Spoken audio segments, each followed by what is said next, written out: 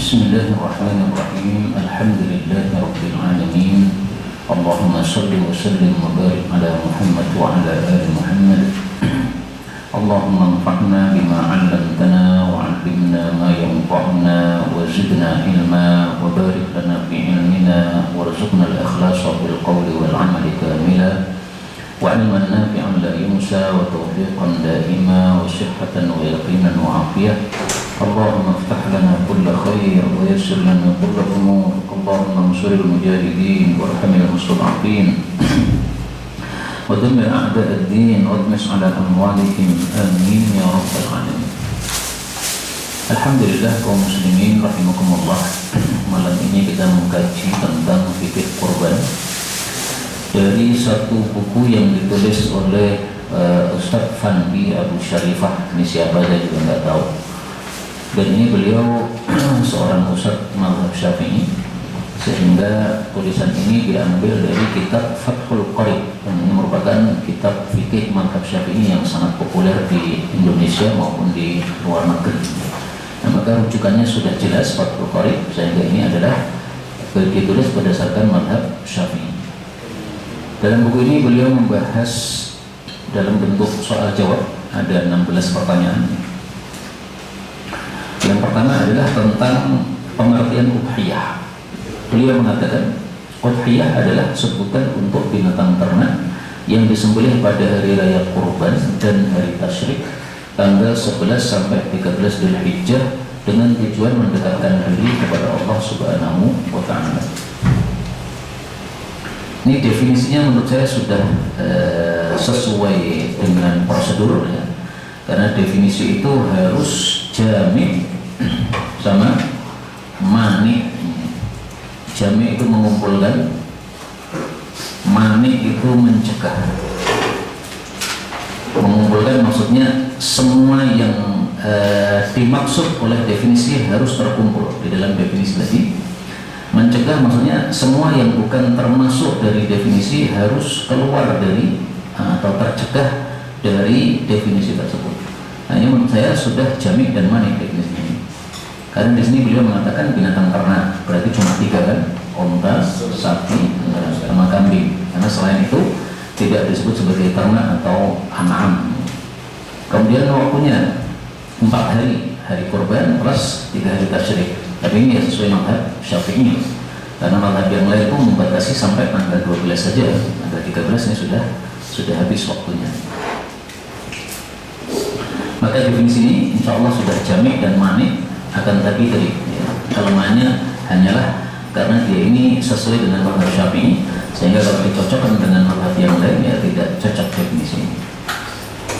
Itu menyembelih kerbau ya? Nah, kerbau itu disepakati oleh para ulama hukumnya sama dengan sapi, sehingga sudah termasuk dari binatang ternak tadi, nggak ada masalah. Kemudian hukumnya beliau mengatakan sunnah mu'akkadah bagi orang yang memenuhi 4 syarat. Yang pertama muslim, berarti kafir tidak. Yang kedua berakal, berarti gila tidak. Yang ketiga balik, berarti anak kecil tidak. Yang keempat mampu, berarti yang tidak mampu maka tidak disunnahkan untuk berkorban. Meskipun tetap boleh ya, misalnya ngutang ya boleh saja, tetapi sebenarnya hukumnya tidak sunnah bagi dia untuk melakukannya. Nah, kemudian mampu itu dalam setiap bab itu berbeda-beda definisinya.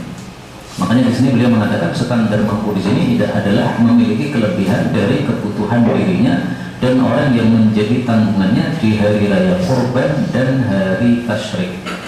Nah, jadi yang dihitung itu adalah 4 hari. Selama 4 hari ini cukup tidak? Kalau sudah ada kecukupan, kemudian masih ada sisa duit untuk bisa beli kambing, nah berarti termasuk yang mampu. Seandainya cukupnya hanya untuk 1 hari, yaitu tanggal 10. Kalau dia beli korban, maka dia hanya bisa mencukupi 1 hari. Yang 3 hari berikutnya nggak cukup, nggak bisa beli beras. Maka ini termasuk yang tidak disunnahkan berkorban karena berarti dia belum mampu. Nah, pendapat sunnah mu'akkadah ini selain mazhab Syafi'i, ini juga mazhab jumhur. Menyelisih mereka mazhab Abu Hanifah. Abu Hanifah berpendapat wajib korban. Adapun dalilnya bahwasanya sunnah mu'akkadah Ini sabda Nabi SAW. Saya tampilkan di sini. Yudhahi. Rasulullah bersabda, "Idza dakhala al-ashru," kalau sudah masuk 10 awal Dzulqa'dah, Dzulhijjah, wa arada ahadukum yudhahi, dan seseorang ingin kurban, maka jangan potong bulu, jangan potong kuku sedikit pun. Hadis riwayat Muslim. Nah, di sini kata-kata arada, ingin menunjukkan tidak wajib. Kalau wajib maka tidak akan diungkapkan dengan kata-kata ingin, ya. Maka kata-kata ingin menunjukkan sunnahnya berkorban. Ini dalilnya jumhur. Adapun yang dimaksud ini bulu dan kukunya, ini sepakat para ulama menjelaskan, yaitu kuku dan bulu orang yang berkorban, bukan kuku dan bulunya binatang. Rambut maksudnya? Rambut, ya. Rambut kepala atau bulu, ya semua bulu yang ada di tubuhnya, ya, termasuk bulu ketiak, termasuk kumis, termasuk juga khitan, bagian bulu khitan, karena basyar ini sebenarnya artinya bukan kuku tapi kulit. Nah, maka memotong kemaluan, bagian ujung kemaluan khitan, itu juga tidak boleh bagi yang ingin berkorban seandainya dia belum khitan, nunggu nanti setelah korban selesai. Adapun ada yang mengatakan bahwa ini adalah bulunya korban, ini saya belum menemukan satupun ulama yang mengatakan seperti itu. Sehingga ya saya anggap itu bukan pendapat yang perlu ditolak, ya, karena bukan ulama yang ngomong. Seandainya yang ngomong ulama, ya bisa kita jadikan sebagai rujukan dalam pemahaman hadis Nabi SAW. Kemudian di sini beliau mengatakan, apabila dalam satu rumah ada lebih dari satu penghuni, maka hukumnya menjadi sunnah kifayah. Sunnah kifayah itu sama dengan fardu kifayah. Bedanya kalau fardu wajib, kalau sunnah ya sunnah. Jadi misalnya bapak sudah korban, nah maka yang lain-lainnya tidak korban nggak masalah. Atau ibu yang korban, maka yang lain-lainnya tidak korban nggak masalah. Atau anaknya yang pertama yang korban, lain-lainnya nggak korban, nggak ada masalah. Tapi bukan berarti yang lainnya tidak boleh korban, ya. Masih boleh. Bapak, ibu, anak semua korban, nggak ada masalah. Tapi hukumnya hanya sunnah kifayah. Sama dengan doa sebelum hubungan suami istri, itu sunnah kifayah. Seandainya suami sudah membaca, istri nggak baca, nggak apa-apa. Atau istri sudah membaca, suami nggak baca, tidak apa-apa. Tapi dua-duanya membaca, lebih bagus, lebih mantap. Dan juga di sini semua keluarga ini berkorban, nggak ada masalah sama sekali. Berikutnya, kapan korban menjadi wajib? Menjadi wajib apabila dinazarkan. Ini termasuk ilmu baru bagi saya. Ternyata nazar ada dua, ada yang hakiki, ada yang hukmi. Yang hakiki itu yang sesungguhnya, yang disebut nazar betul-betul. Nazar itu kan definisinya mewajibkan sesuatu yang tidak wajib. Misalnya seseorang mengatakan, kalau saya sembuh maka saya nazar akan berkorban. Nah, ini berarti mewajibkan sesuatu yang asalnya tidak wajib, sehingga waktu itu menjadi wajib. Nazar tidak harus dalam bentuk ucapan nazar, ya. Termasuk di sini beliau mencontohkan wajib atasku untuk Allah berkorban dengan kambing ini. Nah, ini sudah termasuk nazar. Jadi nazar itu tidak harus dengan kata-kata saya nazar, begitu. Apapun yang menunjukkan wajib, nah, termasuk kata-kata ini wajib, ini sudah dianggap nazar. Nah, adapun nazar hukmi itu adalah kalau seseorang mentakyin atau menentukan, aku jadikan kambing ini sebagai kurban. Istilah lainnya takyin, ya. Takyin menentukan. Ini satu binatang ditentukan ini adalah kurban. Nah, saat itulah menjadi wajib bagi dia untuk melanjutkan apa yang sudah dia ucapkan, tidak boleh dibatalkan karena sudah diucapkan. Tapi kalau hanya dibatin dalam hati, nah ini belum sah, belum dianggap sebagai nazar hukmi. Dalam hati menentukan ini kambingnya cocok untuk saya korbankan, itu belum nazar hukmi, harus ucapan dari mulut. Kemudian apa saja jenis binatang yang sah digunakan untuk berkorban? Ini sebenarnya ada dua mazhab, tapi di sini karena sesuai mazhab Syafi'i, maka beliau hanya menampilkan satu pendapat, yaitu yang boleh hanya tiga saja: unta, sapi, kambing.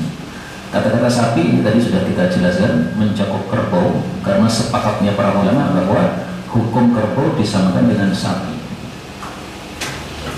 Untuk mengetahui hal itu, bahwasanya hukum kerbau disamakan dengan sapi, kita bisa melihat pada kitabnya Ibnu Munzir, judulnya Ijma' Ibnu Munzir. Al-Ijma' Ibnu Munzir. Nih. Kemudian kita tulis di sini Al-Jawamis, artinya kerbau. Beliau mengatakan wa ajma'u, dan sepakat ulama ala anna hukmal jawamis, bahwasanya hukumnya kerbau hukmul baqar, itu sama dengan hukumnya sapi. Meskipun ini dalam bab zakat sebenarnya ya, tapi sepakatnya ulama tersebut juga dalam bab korban ini juga, sehingga boleh berkorban kerbau. Adapun pendapat yang kedua, tapi pendapat ini jangan dipakai karena pendapat yang lemah, bahwasanya binatang yang sah untuk korban apapun binatang, burung juga bisa, ayam juga bisa, nah, apapun pokoknya binatang ya. Dan itu pendapatnya Sayyidina Bilal. Bilal mengatakan saya nggak peduli mau korban apa, mau korban burung juga nggak masalah, kata Bilal. Tapi pendapat itu sudah punah sehingga dianggap sebagai pendapat yang syadz ya, yang tidak sesuai dengan ayat Quran. Ayat Quran mengatakan bahimatil an'am. Kemudian berikutnya, apa saja syarat binatang yang mencukupi dalam berkorban? Di sini beliau menyebutkan syarat yang harus ada, karena syaratnya itu ada dua. Istilahnya kalau dalam fikihnya ya, ada syarat wujudi. Wujud itu yang harus ada ya. Ada syarat adami. Adami itu yang harus tidak ada. Nah sekarang yang dibicarakan oleh beliau adalah yang wujudi, yang harus ada, yaitu dari sisi usianya. Usianya untuk domba bahasa Arabnya ta'an 1 tahun. Untuk yang ma'as atau kambing kacang atau kambing Jawa ya, usia 2 tahun. Sapi 2 tahun, sama dengan ma'as tadi. Unta 5 tahun. Ini mazhab Syafi'i.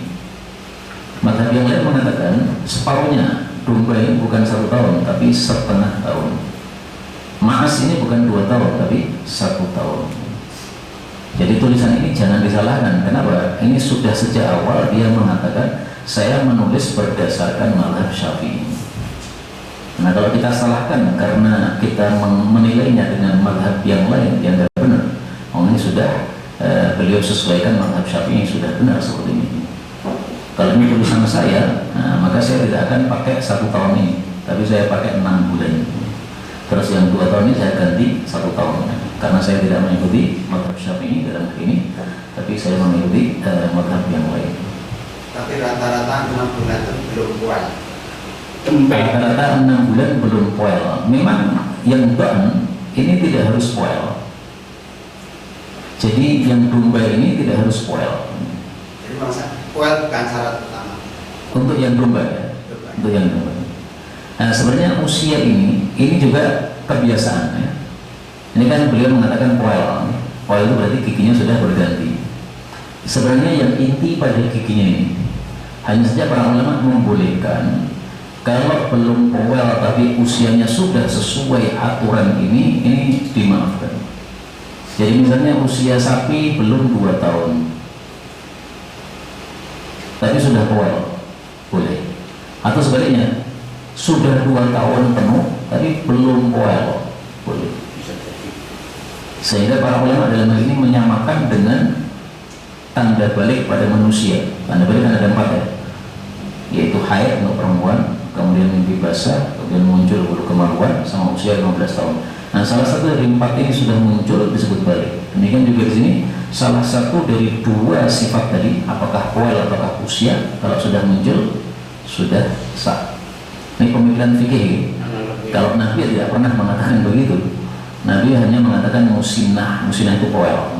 Jadi sebenarnya Nabi itu merujuknya pada poelnya, bukan pada usianya sebenarnya. Hanya saja pemahaman para ulama seperti ini diambil dari kebiasaannya usia poel tadi. Hari-hari ini ke pasar gitu. Nih. Itu bakal beberapa nakal. Nakalnya gimana? Nakalnya aku untungnya di Duduk. Masya Allah. Ini ilmu baru nih Pak. Saya sering ke pasar itu juga. Jadi clear perkuat kantor kulit dok. Dipaksakan. Ditambah. Tapi tahunya bahwa dia sengaja nyongkel gimana, Pak? Ada yang mati tidak untuk hilang, ada yang akan. Gitu ya. Kalau Karena betul, selisihnya itu bisa 150 sampai 200. kalau betul itu terjadi berarti ngeri sekali orang-orang zaman sekarang. Bagus lah. Ya Indonesia aja macam-macam. Iya. Mahal. Yang penting laris saja, tidak peduli sah atau tidaknya. Hati-hati. Makanya perlu kita berurusan dengan orang-orang yang paham agama supaya kita berhati-hati dalam bab agama ini.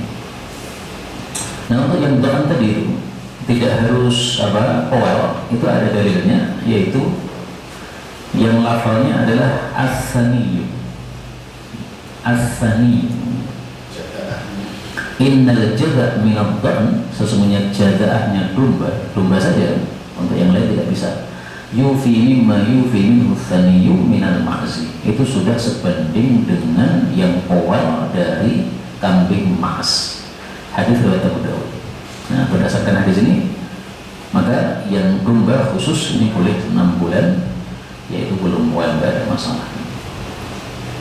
Berikutnya, cukup untuk berapa orang masing-masing binatang korban di atas. Satu ekor unta atau sapi cukup 7 orang. Ini mazhab Syafi'i dan mazhab jumhur. Kalau mazhab yang saya ikuti, sapi sama unta dibedakan. Sapi 7, kalau unta 10. Kenapa? Karena hadisnya sahih. Kalau hadisnya sahih, kenapa nggak dipakai? An asyaratin, untuk 10 orang, itulah kata kuncinya.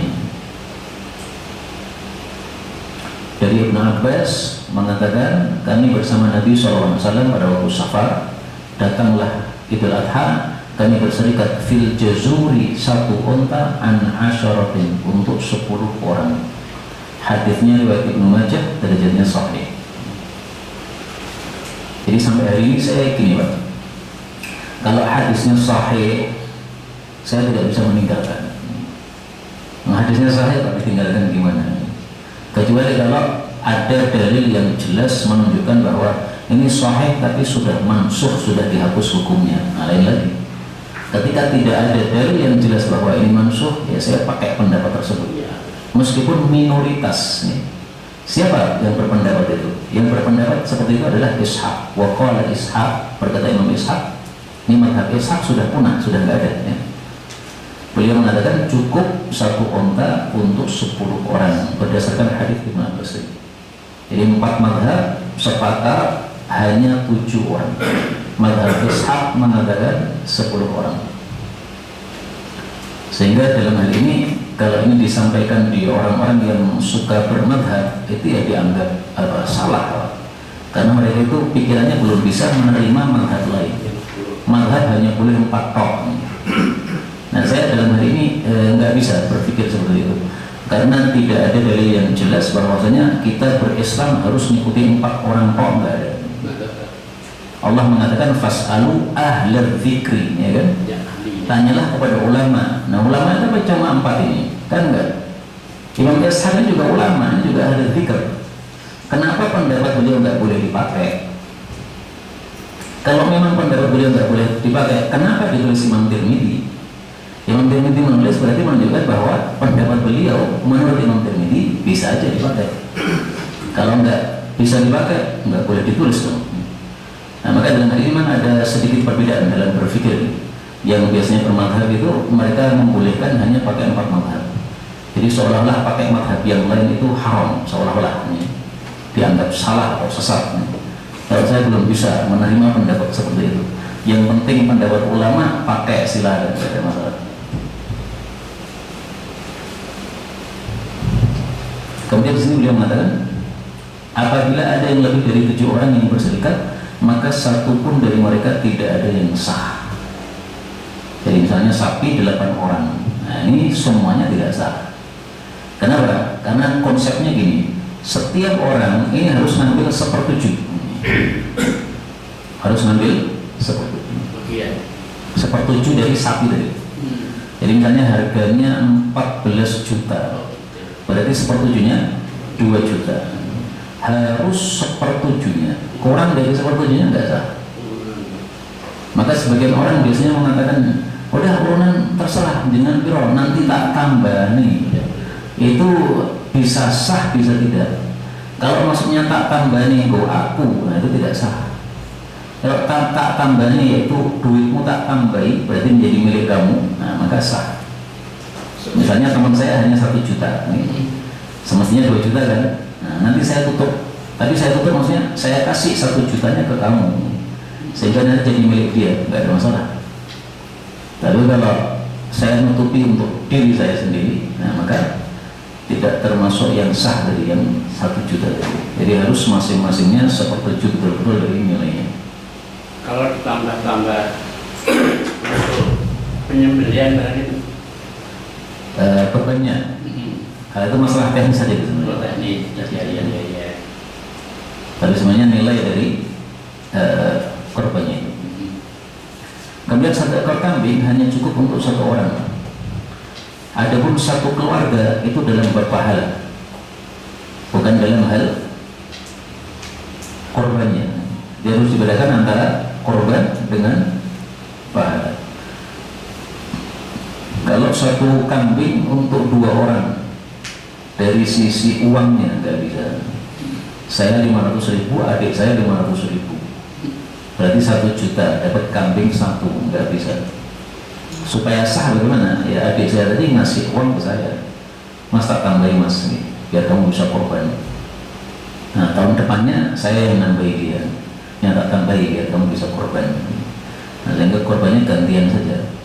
Nah nanti ketika menyembelih, boleh saya menyebutkan adik saya, ya Allah terimalah saya dan adik saya, menserikatkan dalam pahala nggak ada masalah. Tapi menserikatkan dalam pembelian korban tadi, nah itu tidak bisa, karena 1 ekor hanya untuk 1 orang. Jadi dalam Islam tidak ada latihan korban ya? Latihan korban itu bukan yang disebut korban, yaitu maksudnya bukan termasuk ibadah gitu. Seperti latihan puasa, itu ya bukan puasa. Latihan puasa sampai kapan? Sampai duhur. Nah itu bukan puasa.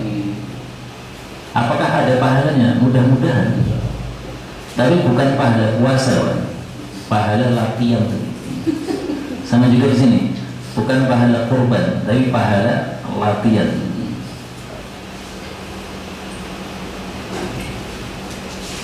Ini 1 ekor kambing bisa untuk sekeluarga, tapi maksudnya tadi dalam hal pahala.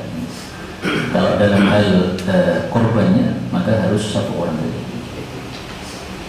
Berikutnya, apakah jenis binatang korban yang paling utama, dan apakah berkorban dengan 1 kambing lebih utama daripada patungan sapi 7 orang?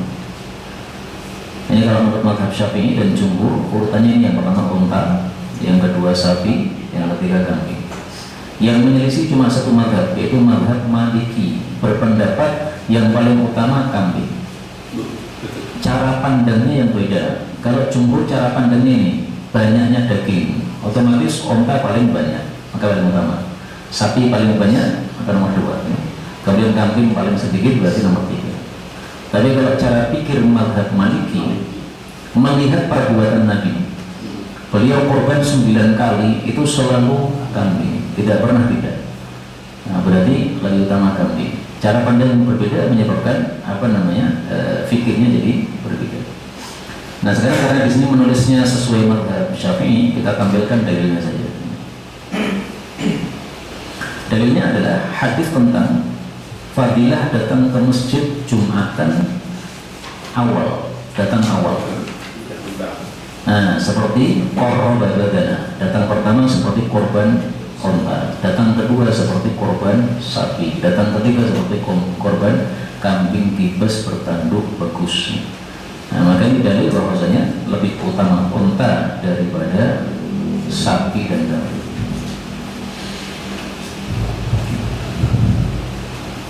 Kemudian di sini beliau mengatakan 1 ekor kambing lebih utama daripada patungan bersama orang lain melaksanakan korban dengan 1 unta atau sapi.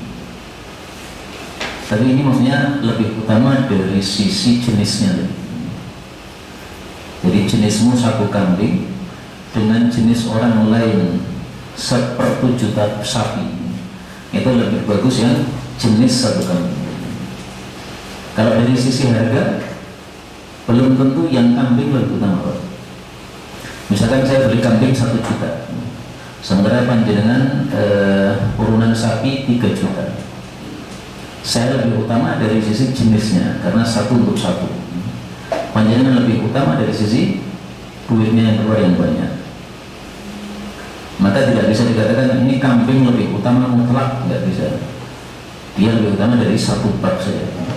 Kemudian yang sapi juga tidak bisa dikatakan lebih utama mutlak, karena dari sisi jenis dia kalah utama, karena dia hanya 1/7, sementara yang kambing jadi 1/1. Maka ringkasnya dalam bab korban ini, untuk melihat yang paling utama itu tidak bisa secara mutlak, tapi setiap babnya diambil. Dari sisi bulu itu yang putih yang paling utama, dari sisi harga itu yang paling mahal yang paling utama, dari sisi daging itu yang paling gemuk yang paling utama, dari sisi jenis maka yang paling utama yang 1 ekor untuk 1 orang. Kemudian dari sisi lezatnya daging, maka para ulama katakan kambing ini lebih utama, lebih besar. Sehingga kalau bingung gimana? Kalau bingung, korban semuanya jawab. Onta ya dikorban, sapi ya dikorban, kambing ya dikorban. Malah apa? Tidak bisa ditandingi. Kalau digilir dirasa. Digilir juga bisa. Tahun ini kambing. Tahun ini kambing, besok sapi, besok onta, ini bisa. Sekarang korban onta bisa, Pak. Karena sekarang kan sudah dunia kita sudah berubah ya. Jadi ada korban di luar negeri pun informasinya sampai ke sini. Kemarin saya dapat postingan itu, siapa yang mau korban untuk para santri di Sudan, nah, maka silahkan. Nah, ini 3 juta 1/7 onta. Kita ada ya kemarin. Nah, sehingga mau korban onta bisa, tapi nggak bisa makan, Pak. Kalau makan harus terbang dulu ke Sudan sana, karena korbannya di Sudan. Nah, 3 juta harus dipakai ya. Kira-kira mau nggak mereka suruh makan ke sini? Dari kelas.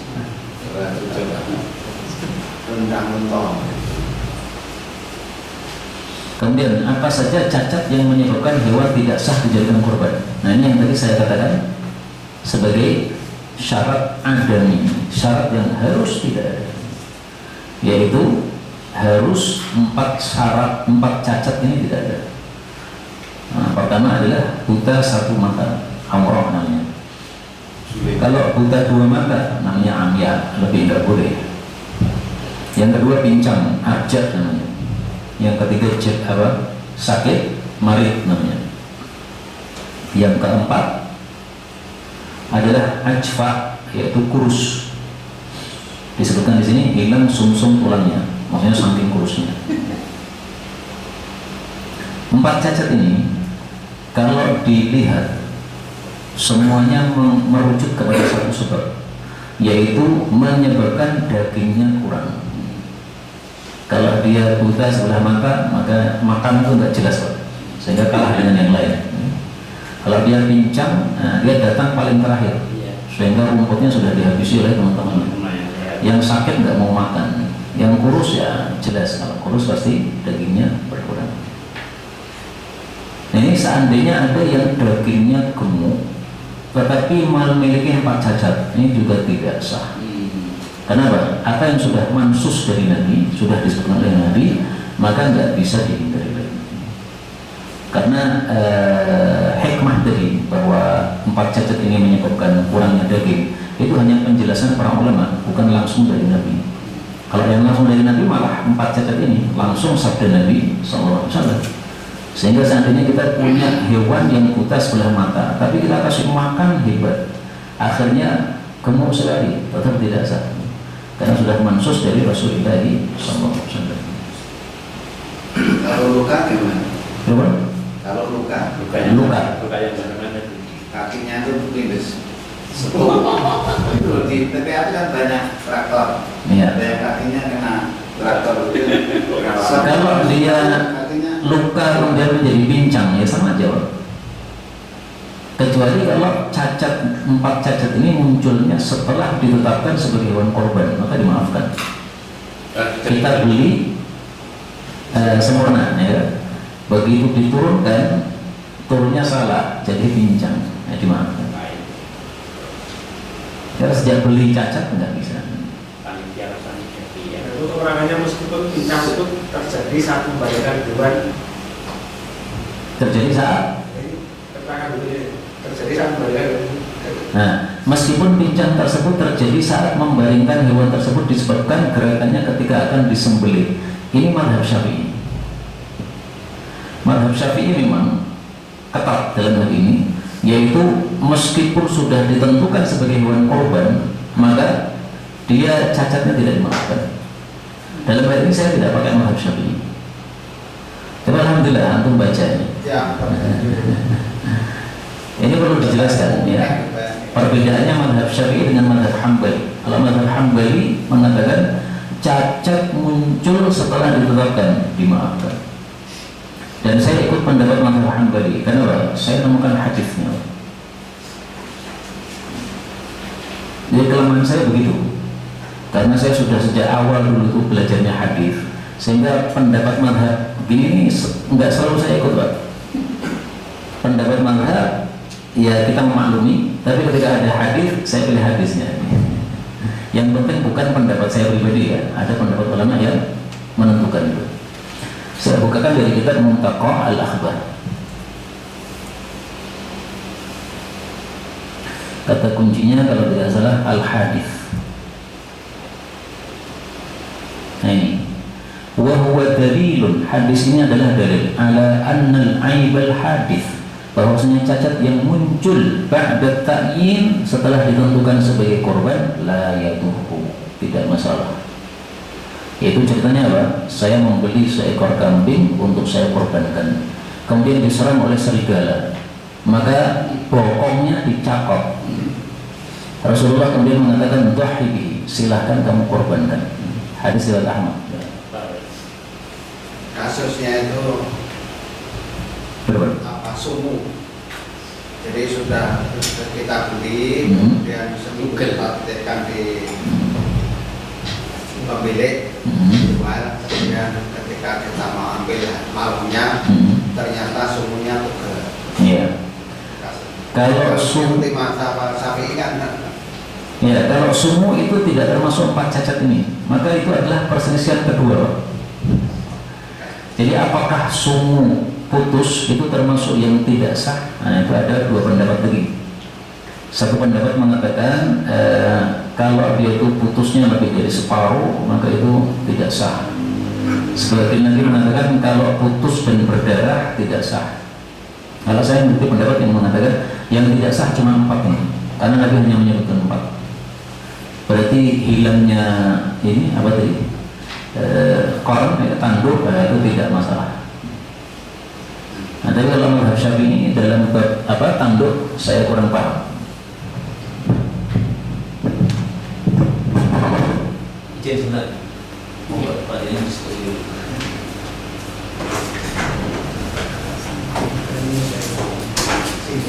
Kalau cacatnya di telinga yang di pinggir itu gimana? Tinggi itu kok Sekarang dari pinggir pertanyaan kecil dengan tangan ringan ini tetap orang gawe. Tapi kan semua sekarang sapi digitu tidak, itu kemudian dibeli Kepentingan sapi berarti sudah diperiksa kok uang pelan kayak dia bukan semurah. Malah mungkin ini apa? Itu jarang mungkin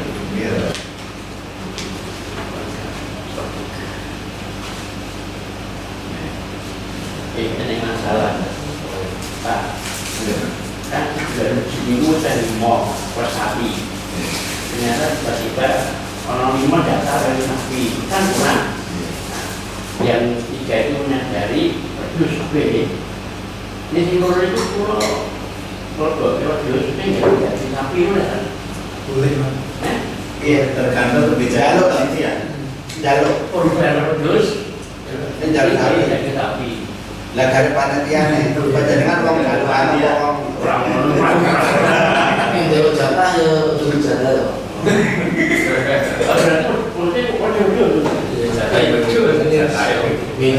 saya berarti Jadi orang itu mau tapi sapi mungkin makan nontonnya itu. Oh, ini sapi persoalan ini. Panitia bingung. itu sama Pak di Oh, ini Ustaz Zainuddin. ya dari Zainuddin. Ini kalau seperti Ustaz Zainuddin itu saya diminta diskusi nggak siap ya. Karena dia pakai pikiran sendiri dan saya nggak mau. Jadi menurut saya orang-orang zaman sekarang ya hanya Ustaz-Ustaz Jadi itu. Pak silakan. Ini belum saatnya untuk beristihad. Iya. Tapi kalau sudah singkat ulama ya beristihad silahkan. Saya merasa orang-orang seperti kita ini belum mujtahid, jadi nggak berhak untuk membuat pendapat baru. Saya kita lanjutkan ya. Nah di sini beliau mengatakan penulis matan yaitu Qadhi Abu Syuja menyebutkan 4 cacat bukan untuk pembatasan karena yang menjadi ukuran adalah segala macam cacat yang mengurangi daging baik secara langsung halal atau tidak langsung mahal.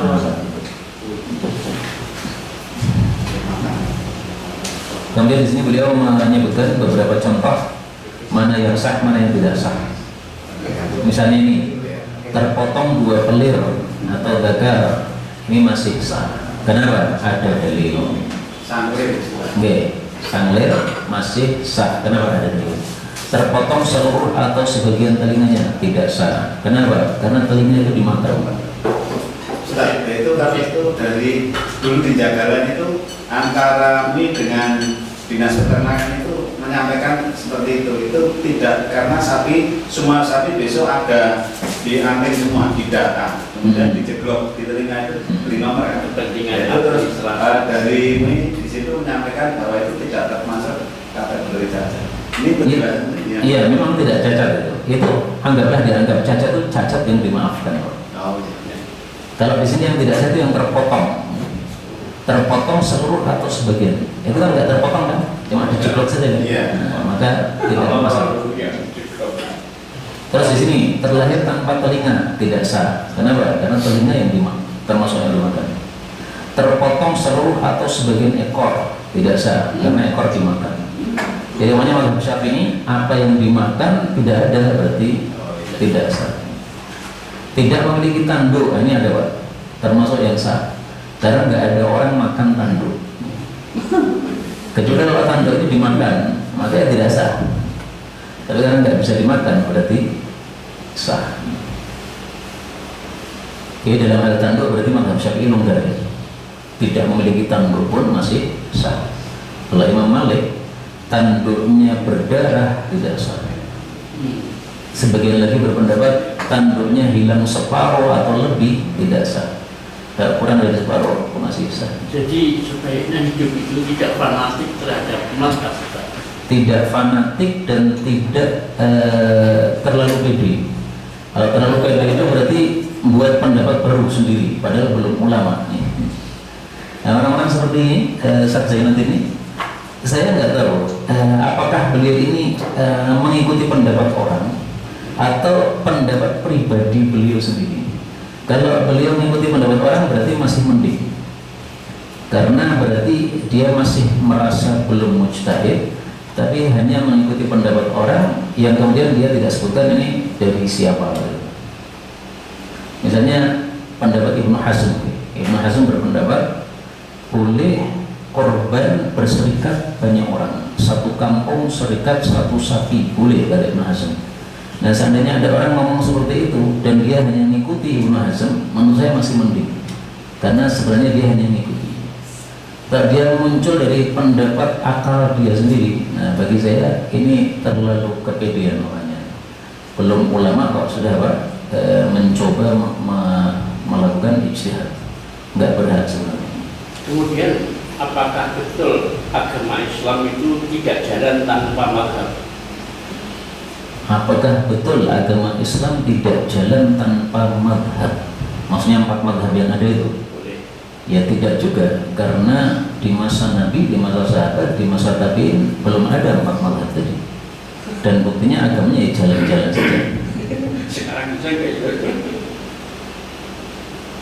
Maka ringkasnya ya mazhab itu hanya untuk mempermudah saja sih. Pola itu. Ya, mempermudah kita memahami dalil-dalil yang ada supaya tidak ini tadi, supaya tidak memikirnya itu tidak liar. Karena kalau kayak model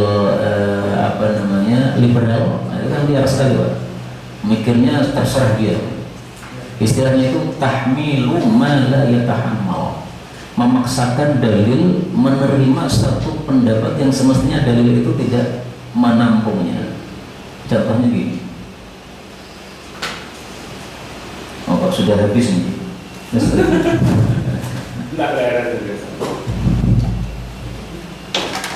Lupa tadi. Di dalam surat Ar-Rahman Allah Subhanahu wa taala mengatakan, ya ma'syaral jinni wal insi in istata'tum an tanfudhu min aqtaris samawati wal ardi fanfudhu. Nah, itu dipahami oleh sebagian orang itu tantangan untuk ke luar angkasa. Nah, itu termasuk tahmilu ma la yatahammal.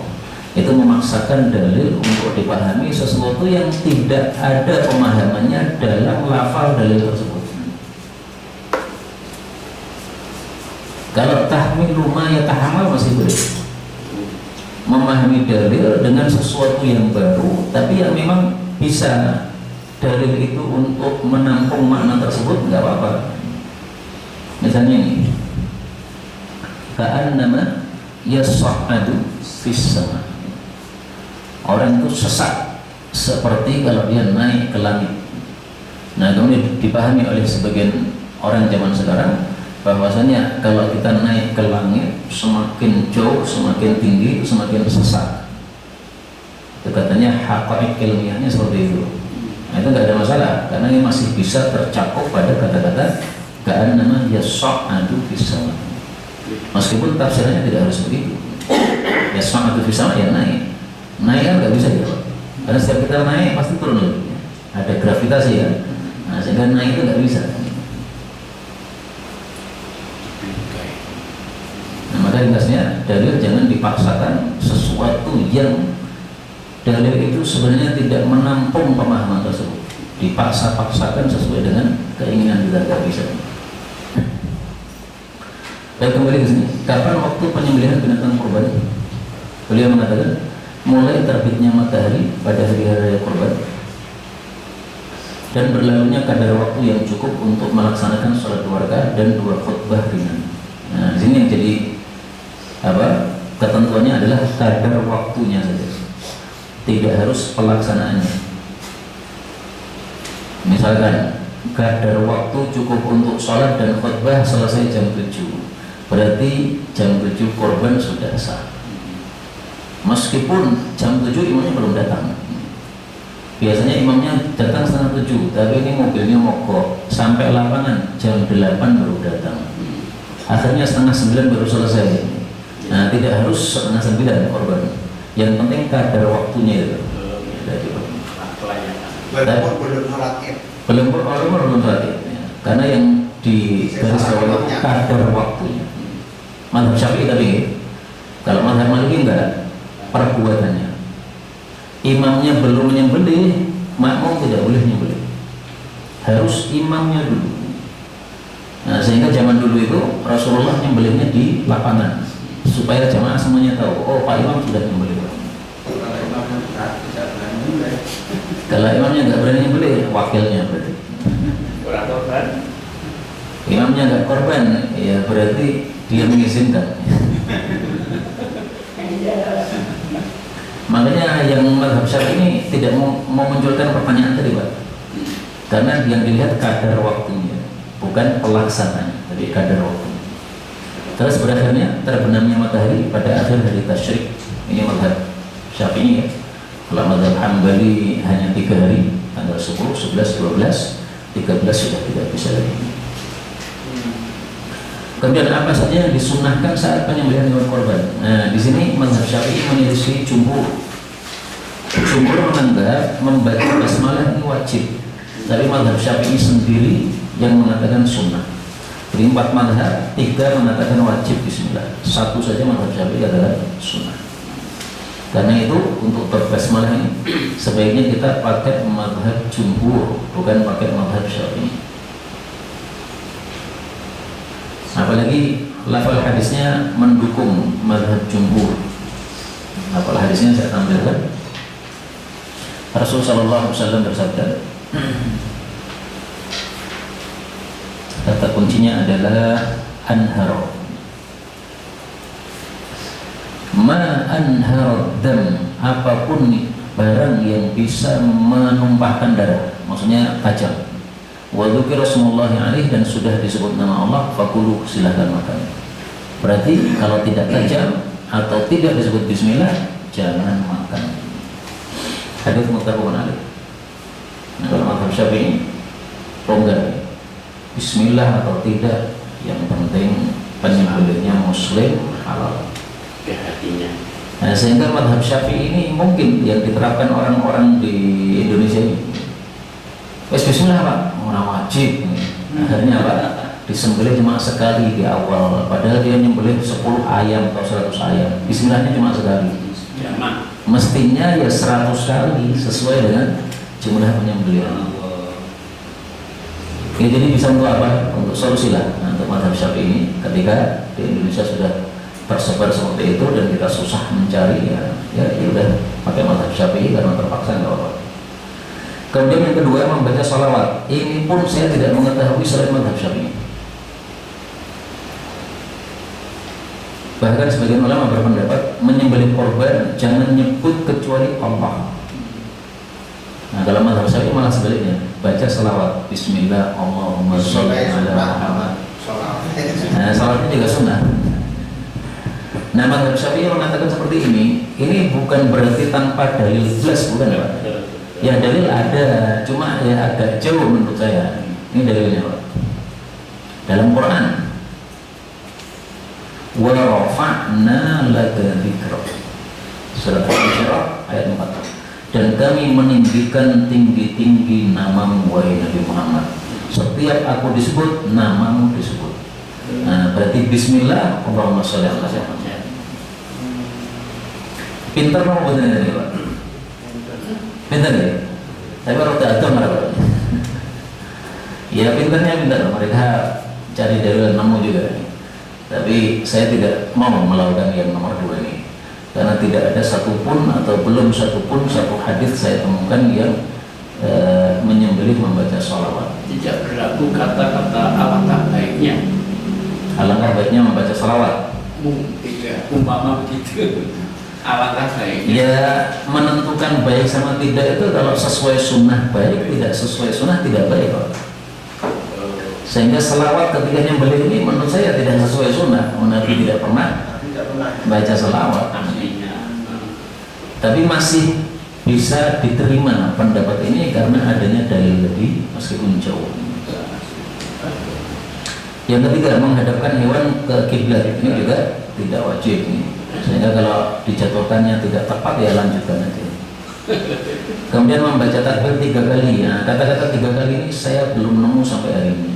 Ini nemunya dari mana 3 kali nggak tahu saya. Cuma ganjil. Kalau dari sisi dalil ya takbir gitu aja. Nggak ada kata-kata 3. Dan hadis-hadis yang lebih jelas itu hanya menyebutkan 1 kali takbir. Misalnya ini, Bismillahi wallahu akbar.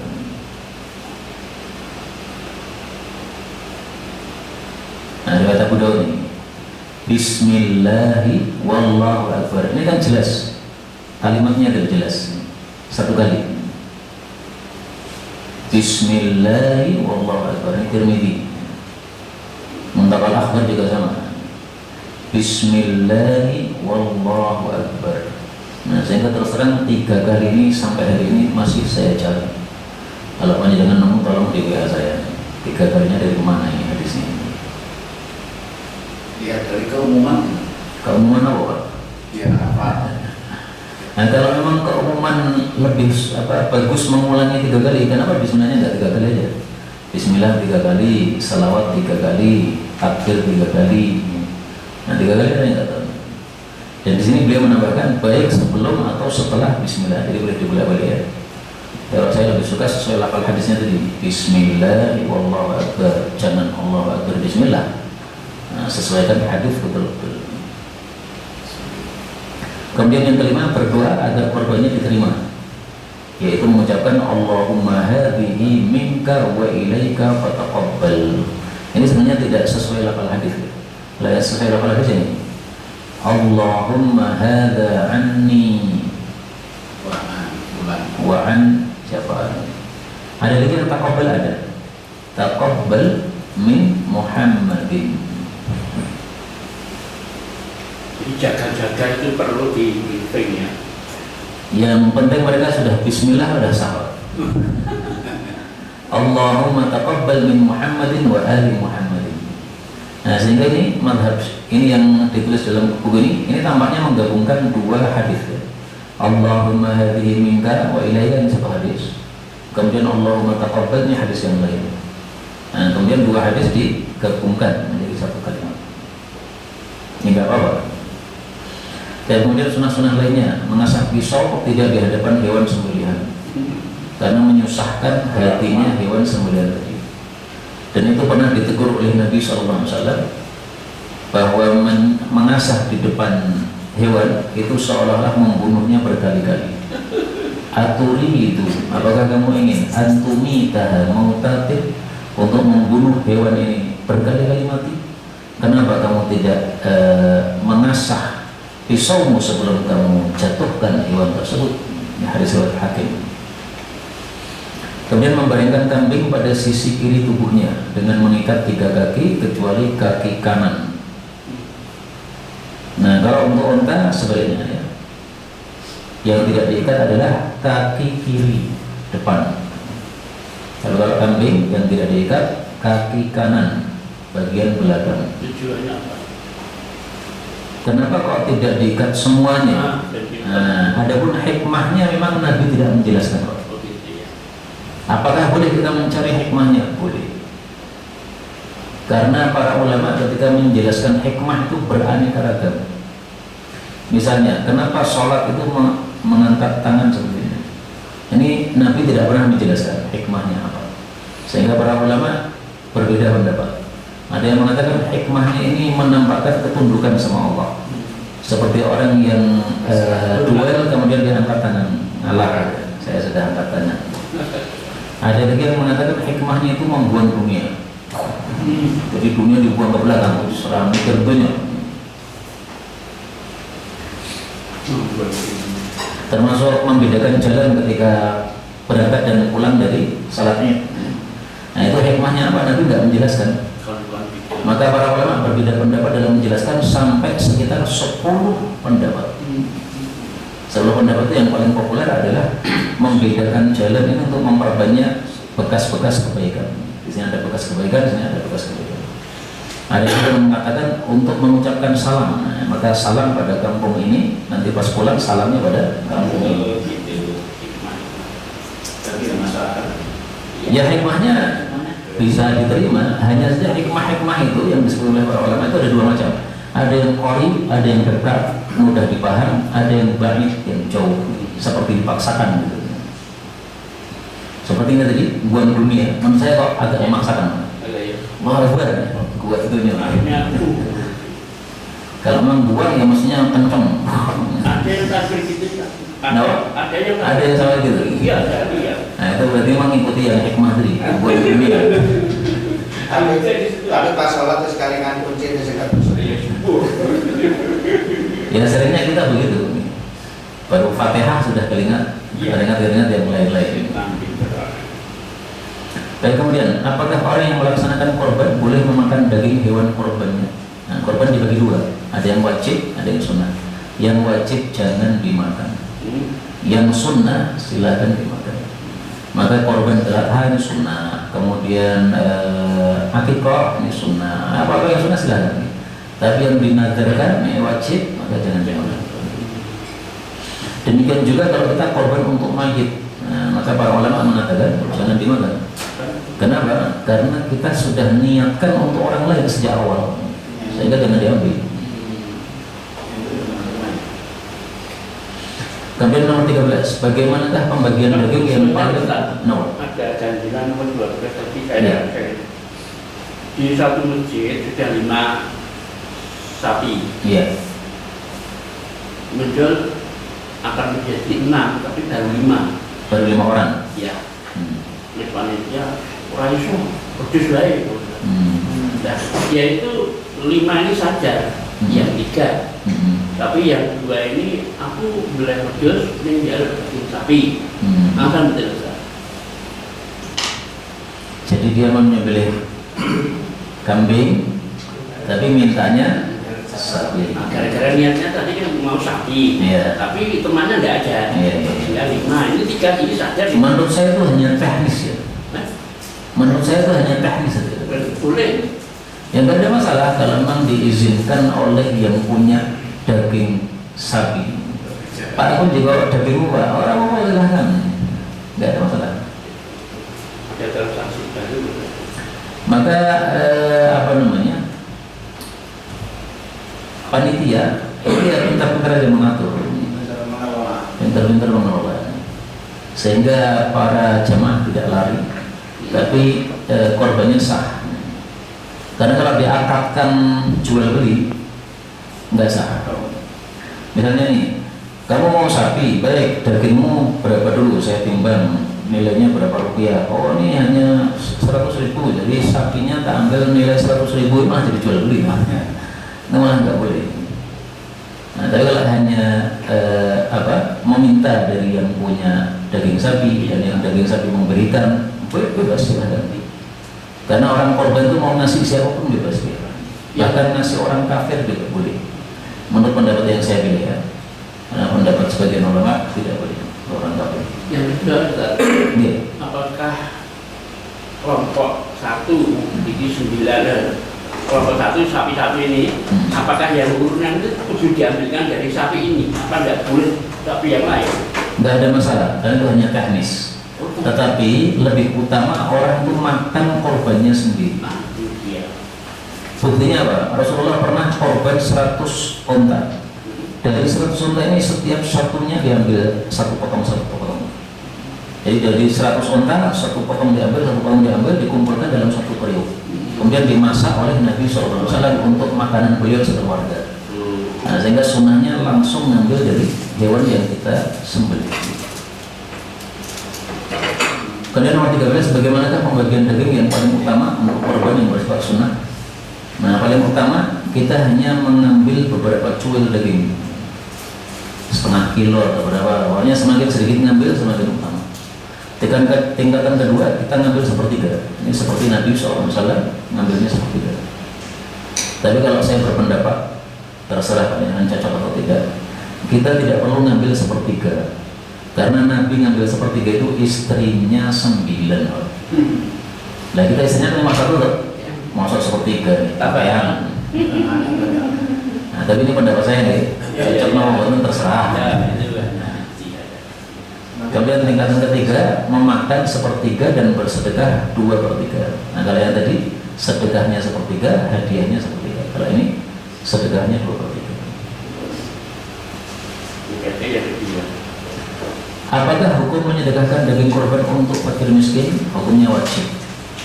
Jadi korban itu dibagi 2. Sebagiannya disedekahkan, sebagiannya dimakan. Yang sedekah ini wajib, yang makan ini sunnah. Jadi menyedekahkannya wajib, tapi memakannya tidak wajib. Apa dalilnya bahwa memakannya tidak wajib? Dalilnya dalam Al-Quran. Allah Subhanahu wa Ta'ala mengatakan, wal budna ja'alnaha lakum. Yang menunjukkan tidak wajib makan adalah kata-kata lakum. Korban itu kami jadikan dia untuk kalian. Nah, para ulama mengatakan apa yang sudah menjadi milik kita itu terserah kita mau diapakan, sehingga memakannya tidak wajib. Maka kata-kata laku menunjukkan bahwa memakannya tidak wajib. Tapi kalau menyedekahkannya wajib. Kenapa menyedekahkannya wajib? Karena Allah perintahkan di sini. Fa idza wajabat junubuha faqulu minha wa at'imu. At'imu kan sedekahnya.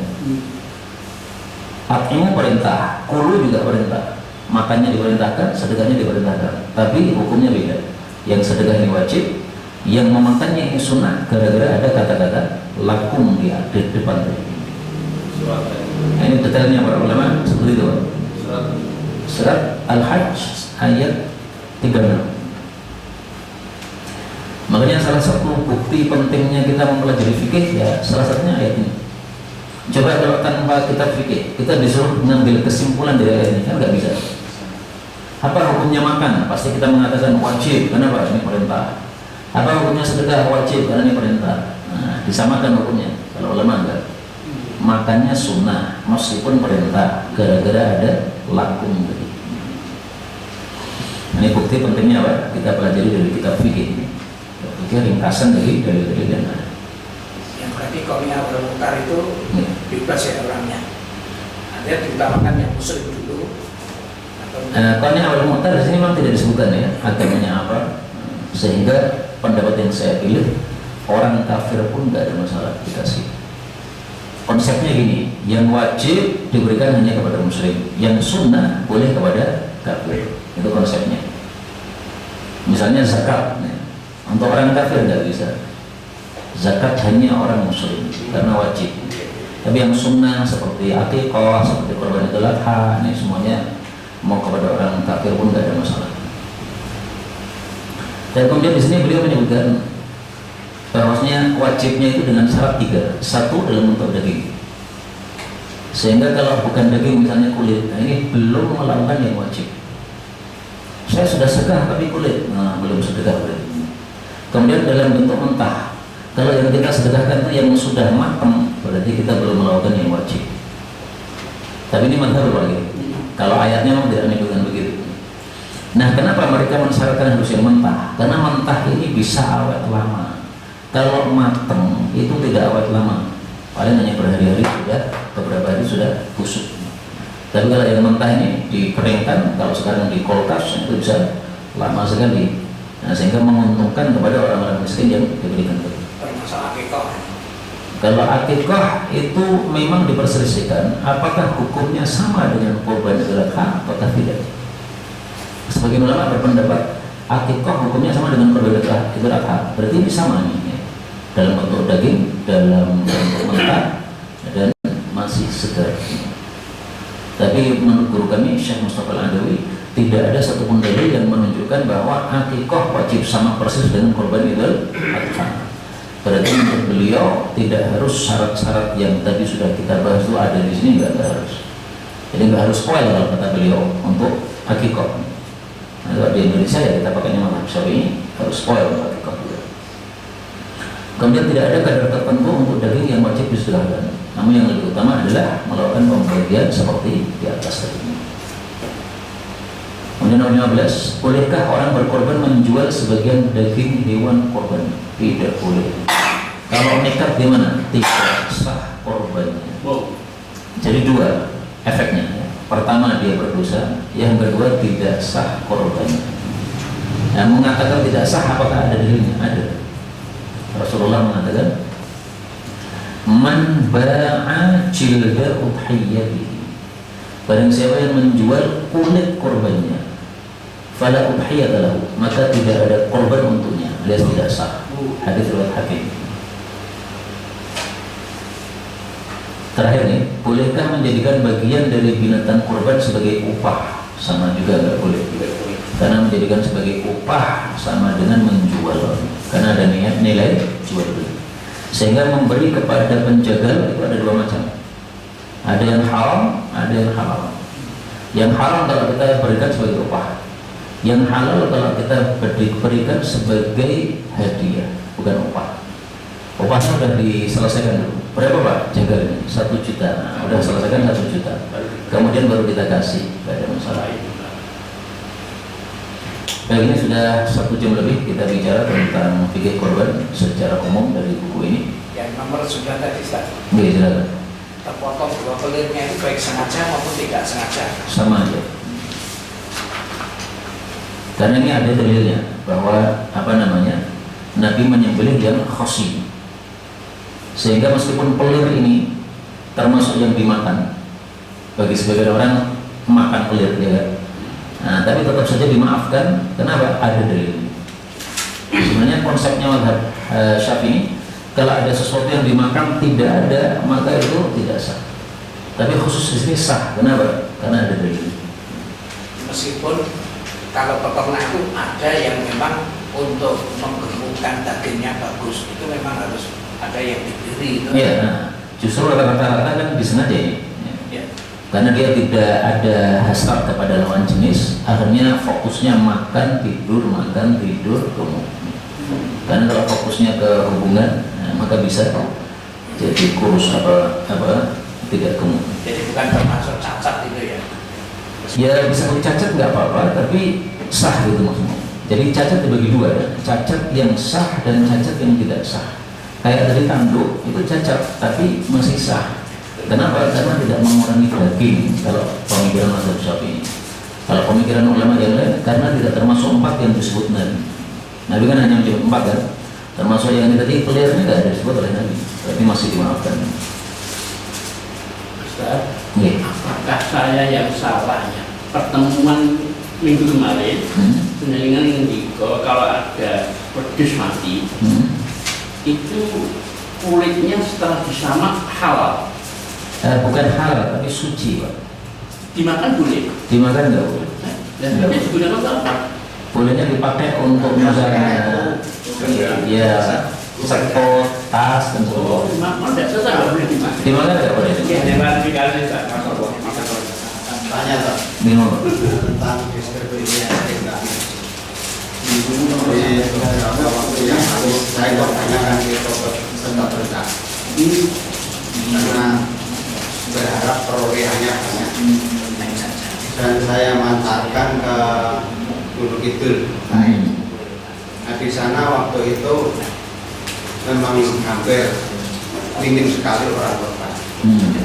Ketika diberi bagian setengah sampai seperempat sampai setengah kilo, mereka mati seumur-umur orang bisa masak.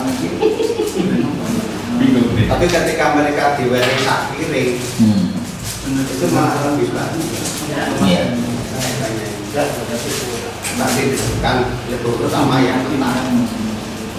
Kemudian yang kedua terkait dengan Amalia Dzulhijjah tentang puasa tanggal 1 sampai tanggal 9. Iya.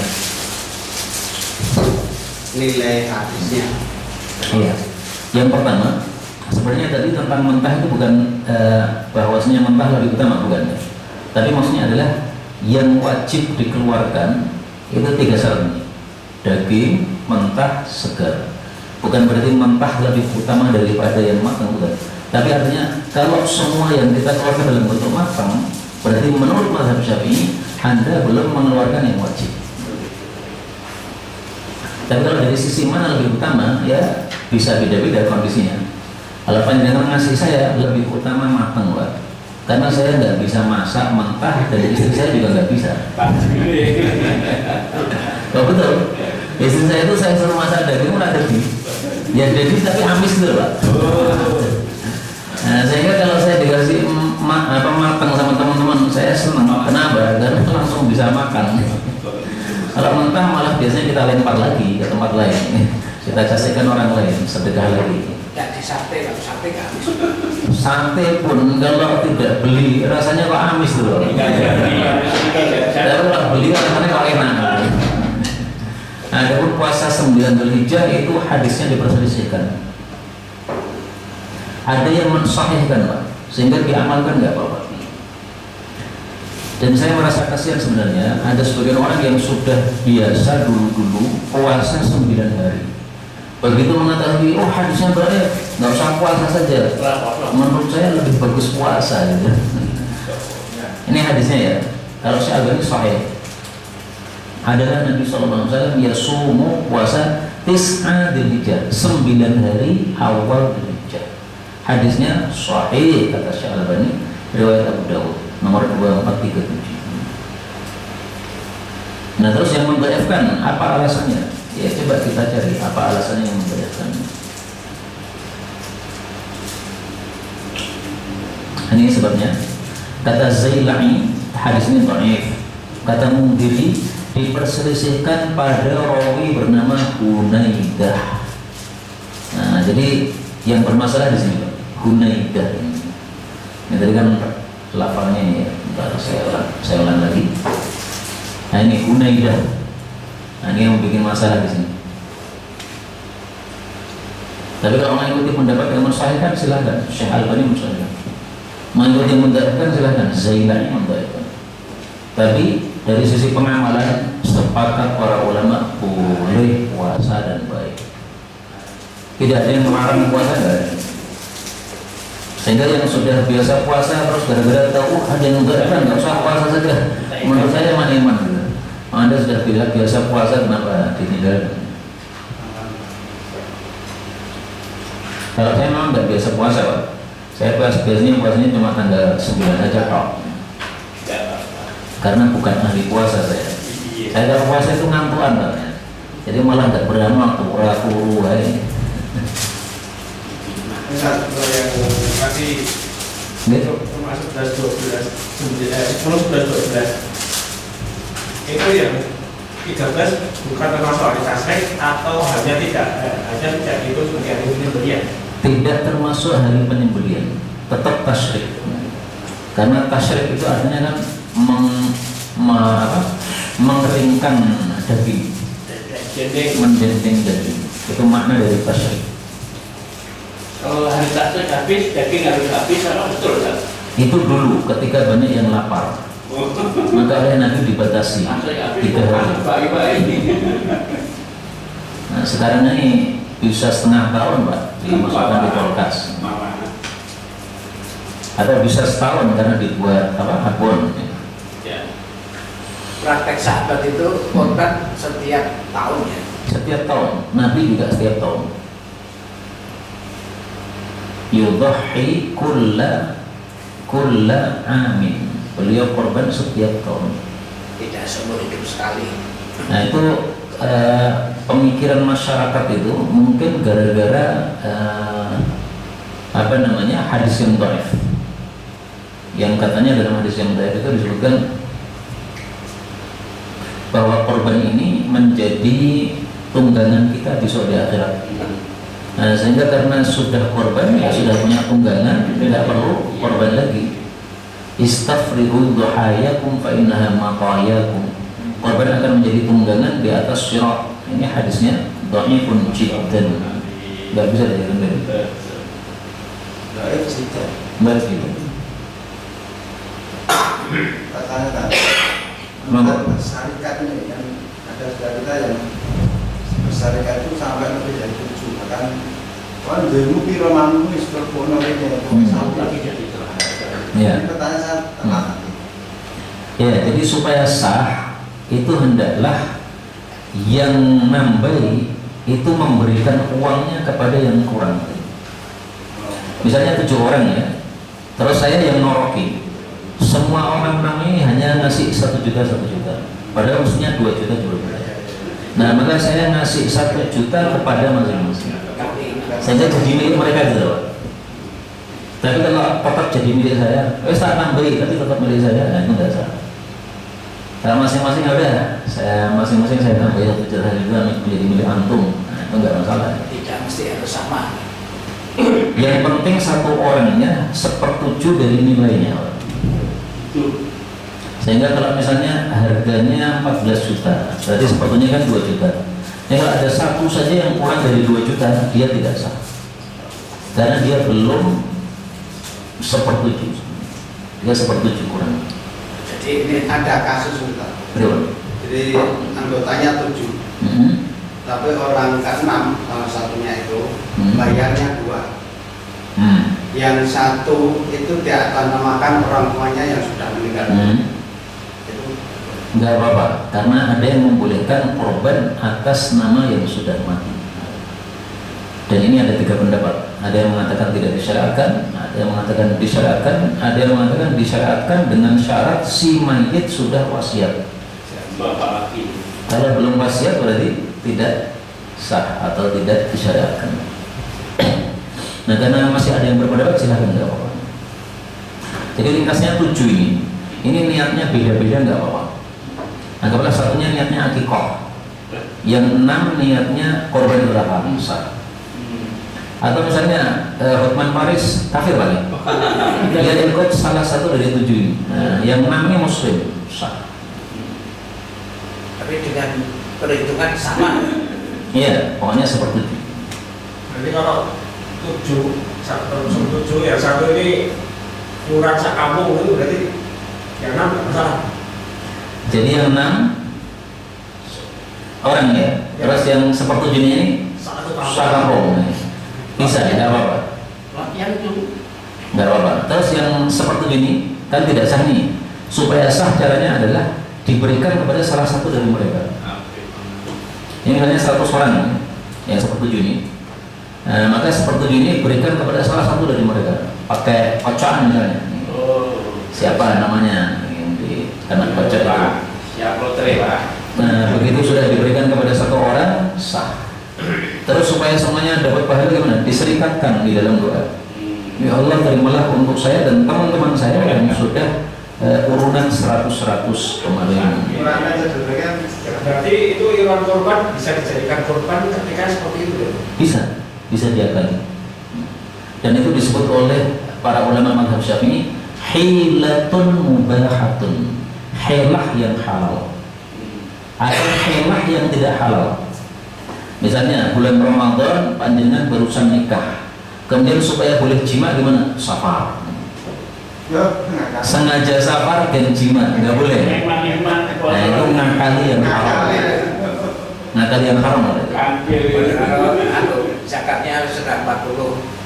Nah ya, zakatnya sudah 40 kambing dipisah 20 nggak bisa. Atau satunya disembelih.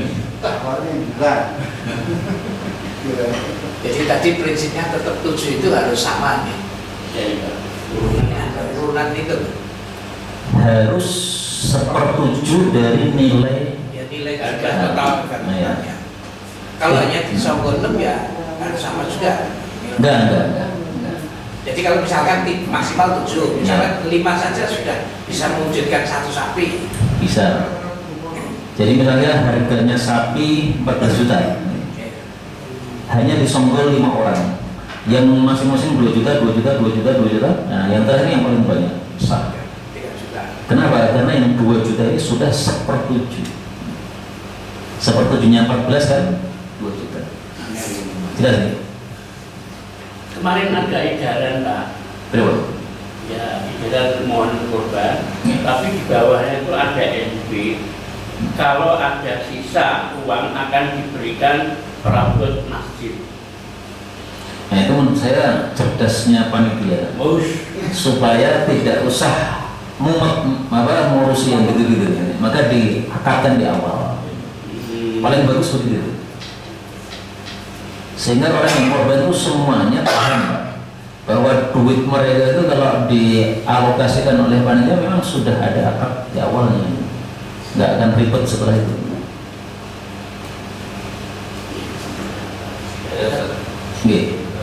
Tentang umur Ya. apa itu harus persis kalau 2 tahun misalnya telah 2 hari apa sudah itu tidak Kalau apa? umur Ya. umurnya itu apa harus persis sekitar 2 tahun hanya sekitar kira-kira saja.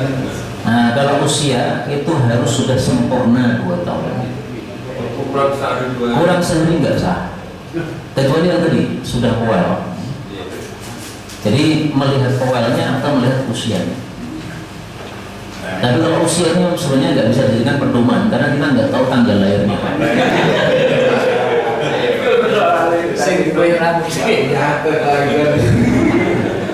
Kalau kita punya sendiri aja belum tentu nulis tanggal lahirnya kan. Apalagi kita tanya sama penjual, mungkin dia pusing tadi. Patunya dia payu, tahun Pak, padahal belum. Intinya ukuran dikatakan keluarga itu yang mendapatkan pahala tadi siapa saja ya?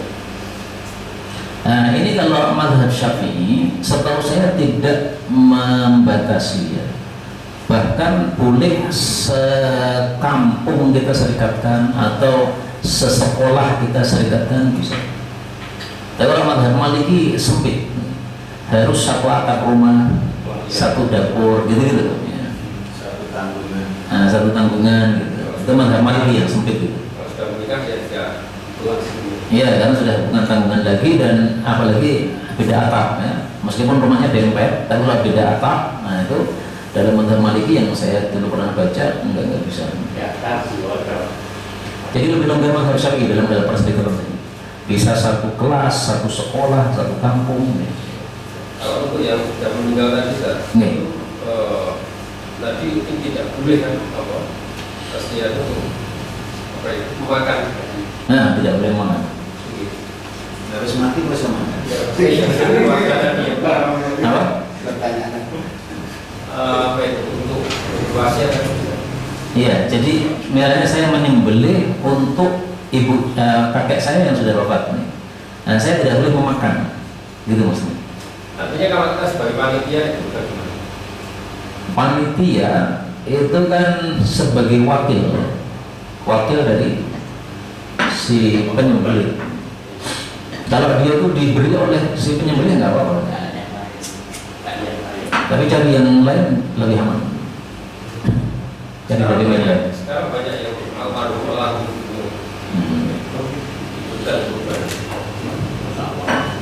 Oh ya tadi ada saya terselip satu. Nama? Walbutna ja'alna lakum tadi kan sifatnya ala sunnah. Itu baik yang korban itu nyembelih sendiri atau diberikan kepada panitia di masjid. Itu dia yang tetap berhak untuk membagikan daging korban itu. Ya, termasuk apa? Dia tetap pemilik daging korban tetap tidak berubah. Yaitu orang yang nyembelih. Hanya panitia berhak mengatur. dibeli sendiri atau beli panitia? Lebih bagus sebenarnya disembelih sendiri. Disembelih sendiri. Lebih bagus. Satu sisi memang gitu ya. Dicek waktu itu. Semua nih. Iya, alhamdulillah. Baiklah, kita dengar di sini. Allah alam bisawab. Subhanallah wa rabbana bihamdik. Asyhadu an la ilaha illa anta astaghfiruka wa atubu ilaik. Alhamdulillah rabbil alamin.